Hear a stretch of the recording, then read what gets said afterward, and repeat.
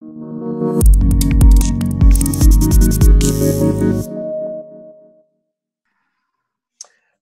à tous et bienvenue sur notre chaîne YouTube. Martin avec vous en ce 29 mai 2020, deuxième partie de notre entrevue aujourd'hui avec l'auteur du livre Les clés du renouveau grâce à la crise de M.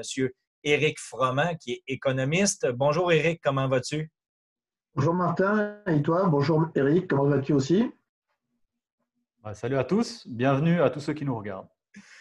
Donc, Éric, la semaine dernière, en fin d'entrevue, nous avons parlé des risques d'hyperinflation, un sujet qui est toujours d'actualité et que j'ai déjà discuté sur notre chaîne depuis plusieurs années déjà. Aujourd'hui, on va regarder quelques solutions à apporter. Je sais que tu nous as préparé aussi une présentation que tu vas pouvoir nous présenter. Et de l'autre côté, je voulais aussi discuter aujourd'hui de revenu universel. Comment l'Europe a géré la crise selon toi?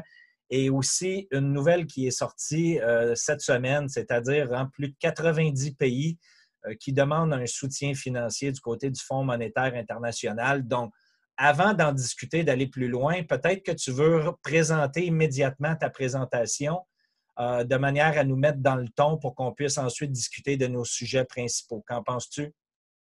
Oui, c'est une bonne idée parce que ça sera peut-être un bon résumé de ce que nous avons dit la semaine dernière et qui peut être présenté, je partage. Il faut que tu m'autorises à partager, mon cher Oui, on a Martin. fait un nouveau lien, c'est vrai, j'avais oublié. Non? Voilà. C'est parti. Voilà, je crois que l'histoire est toujours très intéressante à étudier parce que finalement, il y a des constantes et il y a des variables. Et ce sont les constantes qui sont évidemment les plus importantes parce que on dit l'histoire se répète ou non, l'histoire ne se répète pas, elle bégaye, a dit quelqu'un. Je crois qu'en fait, tout ça dérive du fait qu'il y a des vraies constantes et puis il y a sur le nombre de paramètres qui jouent, il y en a toujours un ou deux qui est différent, mais fondamentalement, les constantes nous aident à y voir clair. Alors, dans l'histoire, comment une dette d'État a-t-elle pu être traitée? Eh bien, elle l'a été soit par la croissance pour rembourser dans le temps, soit par la guerre pour faire payer le vaincu, soit par l'hyperinflation, qui est un impôt qui ne dit pas son nom. Alors, commençons par la croissance.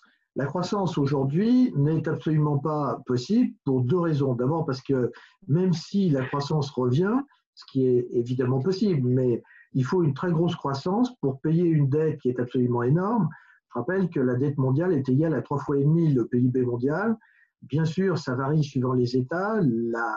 L'Allemagne est beaucoup moins endettée que l'Italie. Néanmoins, il faut gérer l'ensemble de la dette parce que on a quand même des grands pays comme le Japon qui est endetté à 250% et la Chine, dont on parle beaucoup et dont on dit que l'État n'est pas très endetté. En fait, la Chine est extrêmement endettée parce que ce sont les États, les régions, puisque la Chine est aussi un État fédéral, ce sont les régions qui ont supporté le poids des relances économiques qui ont eu lieu depuis 2008. Et la Chine est toujours à 250% aussi d'endettement par rapport à son PIB. Donc on a là une globalité de la dette mondiale, sachant qu'il y a un effet systémique, c'est-à-dire que si un pays fait défaut, eh bien, il y aura évidemment des conséquences sur les autres, même sur ceux qui sont sains. Et puis, les investissements ces dernières années ont été très faibles parce que les entreprises ont préféré acheter leurs propres actions pour faire monter les cours. Les dirigeants ont trouvé là l'intérêt de toucher des primes, des stock options, et je passe sur ces détails. Il y a même eu des entreprises qui ont emprunté de l'argent pour verser des dividendes, ce qui est un vrai scandale. Et puis, il y a l'économie de l'obsolescence que je dénonce et que nous avons dénoncé, Christian Blanc et moi, dans le livre dont tu as parlé, Martin, Les clés du renouveau grâce à la crise. Cette économie de l'obsolescence ne peut pas générer une croissance, c'est forcément une croissance artificielle qui cache en réalité un affaiblissement du pouvoir d'achat.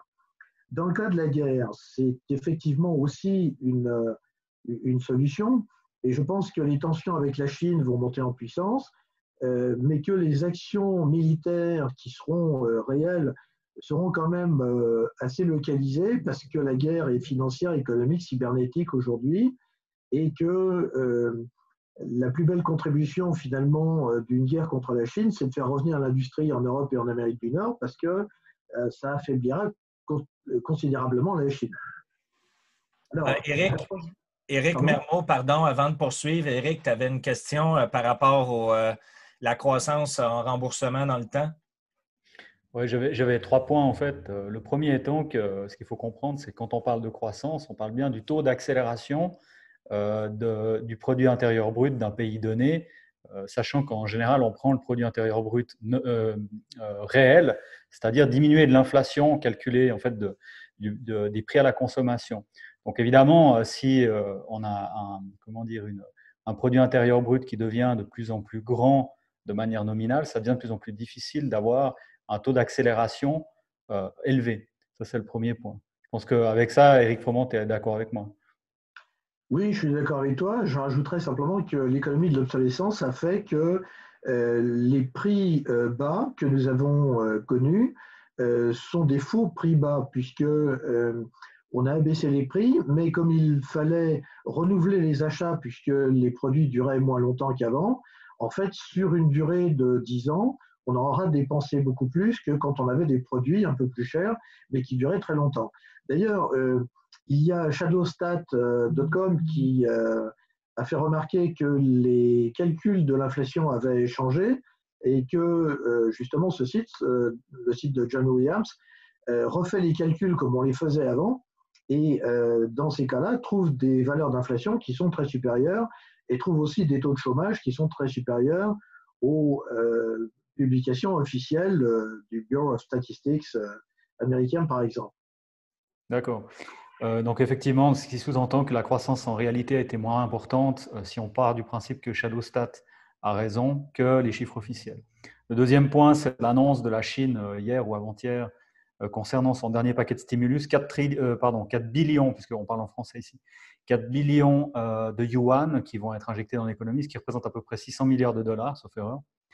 Et puis, concernant les rachats d'actions, alors là aussi, l'histoire parle puisque ce qu'on constate en fait de manière assez, on va dire, intéressante, c'est que les rachats d'actions se produisent en général lorsque les prix de l'action sont au plus haut ou respectivement vont en direction des plus hauts et non quand ils sont au plancher, ce qui est l'inverse de la logique, puisque logiquement, si une entreprise voulait avoir une démarche, on va dire, un peu de bon sens concernant le rachat de ses actions, elle les achèterait au moment où elles sont sous-évaluées et donc au prix le plus bas, ce qui est manifestement pas le cas en général.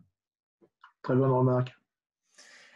Concernant le point 3 pour l'hyperinflation maintenant, on comprend que du côté des États-Unis, lorsque vous avez la devise, vous contrôlez en fait la devise fiduciaire qui est la plus circulée au monde, qui contrôle des secteurs de commodités tels que le pétrole, bien, ça permet aux États-Unis depuis plusieurs années déjà d'exporter leur inflation.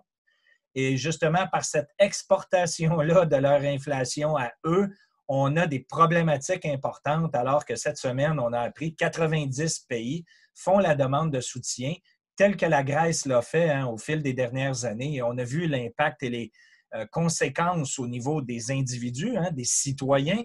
Eh bien là, on a appris cette semaine, les deux Éric, comme quoi que 90 pays demandent du soutien financier de la part du Fonds monétaire international. Et ça vient aussi avec un prix.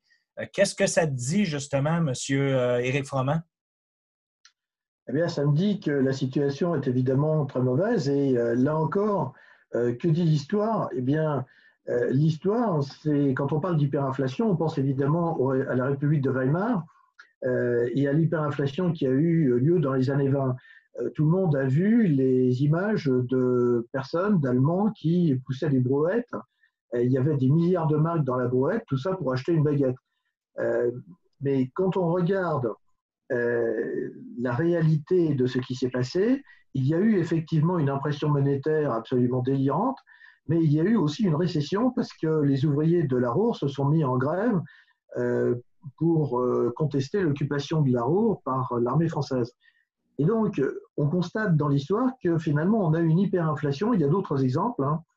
On a une hyperinflation quand il y a à la fois une impression monétaire et une récession. Or, nous sommes dans ces conditions-là. Nous avons une récession et nous allons avoir une impression monétaire qui va se multiplier.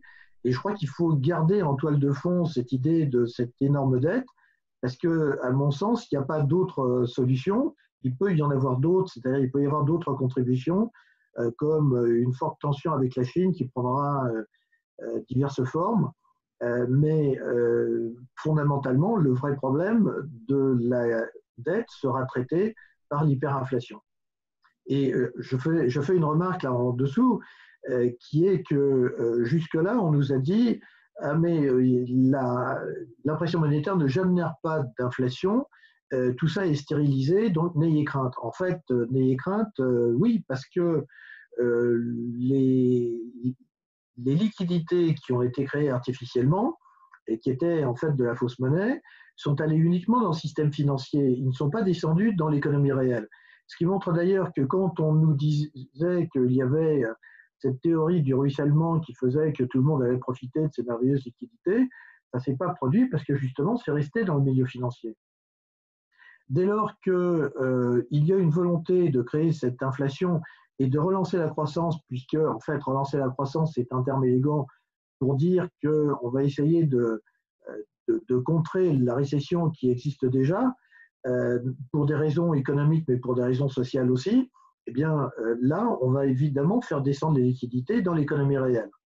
Donc on va avoir les deux conditions remplies pour l'hyperinflation qui est l'impression monétaire et la récession. Et en plus de tout ça, si je me permets d'ajouter un point ici, avec le confinement et avec la crise sanitaire, on accélère le processus, n'est-ce pas, Éric Mermeau? Ouais, je voulais juste amener une chose en fait qu'on n'avait pas évoquée jusque-là, mais effectivement le point de surveillance pour savoir en fait si réellement ce scénario d'hyperinflation se produit, c'est de surveiller la vélocité de la monnaie en fait. À partir du moment où la monnaie commence à être échangée et commence à tourner dans l'économie réelle, à ce moment-là, on a un indicateur avancé d'un potentiel retour de l'inflation, respectivement, d'une arrivée d'une hyperinflation. Donc ça, c'est un des points vraiment à surveiller, bien que, effectivement, la manière dont c'est calculé amène, en fait, la réalité, elle est que si on introduit de la monnaie dans le système, on va avoir une diminution de la vélocité de manière mécanique. C'est une très bonne remarque, parce que la différence entre l'inflation et l'hyperinflation, c'est ce que vient de dire Eric, c'est-à-dire quand les gens ne font plus confiance dans la monnaie, qui se dépêchent de dépenser l'argent qu'ils ont parce qu'ils savent que la baguette qui coûte 1 euro aujourd'hui va en valoir 10 demain et 20 et 100 après-demain. À ce moment-là, il y a une fuite devant la monnaie et c'est cette vélocité qui est le signe du passage de l'inflation à l'hyperinflation. Donc, dans les conditions d'hyperinflation potentielle dont on discute actuellement, que se passerait-il si le gouvernement décide tout simplement d'aller vers ce qu'on peut s'attendre à voir bientôt, et on en a déjà discuté auparavant, un revenu universel, alors que justement le confinement a créé, et avec le manque d'économie au fil des dernières semaines, bien, on a vu les différents États, les différents pays tout simplement remettre des chèques aux individus, aux citoyens, pour pouvoir couvrir leurs responsabilités financières. Est-ce que ça peut se poursuivre, Éric Froment, et est-ce que c'est une bonne idée, le revenu universel? Alors, il est intéressant que tu me poses cette question alors que nous parlons d'hyperinflation, parce que je crois que le fait de donner de l'argent à tout le monde va aider à cette hyperinflation. Si on regarde, là encore, l'histoire, c'est une histoire très récente, mais la chronologie a toujours son importance. L'origine des choses est toujours très importante. Je me souviens que pendant la campagne présidentielle française en 2017, au moins un candidat, sinon plusieurs, ont parlé de revenu universel en disant que c'était ce qu'il fallait faire, c'était un signe de progrès. En fait, l'idée est antérieure à ça. Elle vient des grands industriels ou grands financiers, comme on voudra aussi, qui ont estimé que les technologies modernes étaient extrêmement difficiles à appréhender et qu'il y avait en quelque sorte un écrémage de la population. Il y avait une proportion de gens qui avaient du mal à suivre je n'ai pas les chiffres en tête, mais je pourrais retrouver une publication du Forum économique mondial, d'ailleurs, sur le sujet, qui estime, je crois bien que c'était quand même 20% de la population qui est estimée incapable de suivre l'évolution des technologies à la vitesse à laquelle l'économie, entre guillemets, requiert que l'on puisse suivre.